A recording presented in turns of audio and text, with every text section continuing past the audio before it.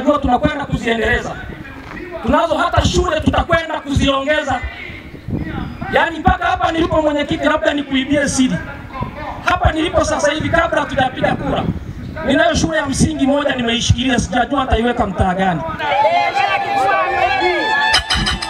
Haitachangishwa mwananchi hata mmoja.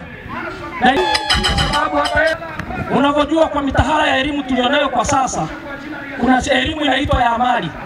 Hata sekondari zetu ambazo tumezijenga, yako mambo tukiwa na wewe juzi kwenye mahafali, tumeenda tukakuta yako mabadiliko makubwa. Kwa hiyo upande wa barabara, mwenyekiti wangu amechomeka soko. Huu Mtera nimekuja mimi ndio nilikuja nao mwaka 2020. Tumepigiwa vita. Mpaka leo huu Mtera watu bado wanautaka urudi Bunda mjini. Lakini cha kushangaza, wako hata Wanyashura wanaosema hatuna nao faida, ungeenda tu. Wapo. Tunaendelea kufanya kazi ya kuliboresha.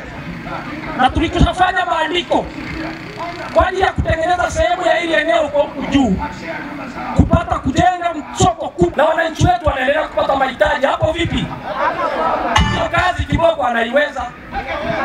Na mimi kwa kweli siwatanii, mimi siji kupiga uongo hapa. Na hayo ndio maendeleo ya CCM.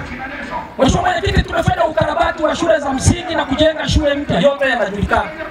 Na tunaendelea kufanya ukarabati kadiri Mungu anavyotupa nafasi, ili tuweze kuiweka Nyasura mjini. Kata hii vipindi vyote vitatu vya nyuma imekuwa na upinzani. Yaliyotukuta ndio yanatufanya mpaka leo tunaonekana, hata ukifanya kazi mtu anaona kama kazi hizi hazionekani. Jamani, mambo ni mengi ya kufanya. Haya mambo aliyosema mwenyekiti kuhusu ujenzi wa kituo cha afya, mwenyekiti wangu wa tawi, mimi ni eneo tu ndio linanipa shida. Sio kujenga zahanati tu, mimi nataka kujenga kituo cha afya chenye hadhi ya hospitali. Tunaendelea kupambana, na kwa sababu tutakuwa na waheshimiwa madiwani wenzangu, kuhakikisha tunapata eneo kubwa zuri ambalo tukijenga sio kujifungua tu, na watu wakiugua waende waanze pale wapate matibabu warudi nyumbani.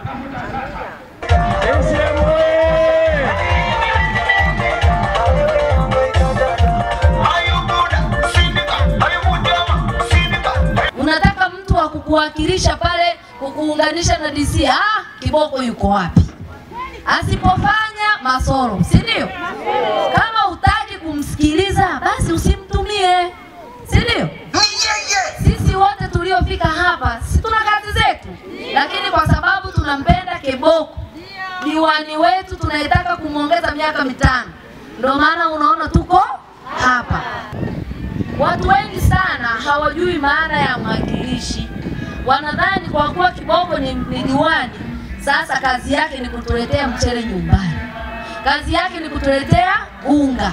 Hapana, kazi yake ni kuchukua hela za familia yake aje atuletee maji au mabarabara, au atuletee madawati shuleni, au akarabati madawati. Hapana, mwakilishi ni mtu ambaye anaenda kutusemea, kusema shida zetu, changamoto zetu, changamoto za watoto wetu, changamoto za mama zetu, kila shida wanazokabiliana nazo kwenye sekta mbalimbali za utumishi wa serikali. CCM oyee!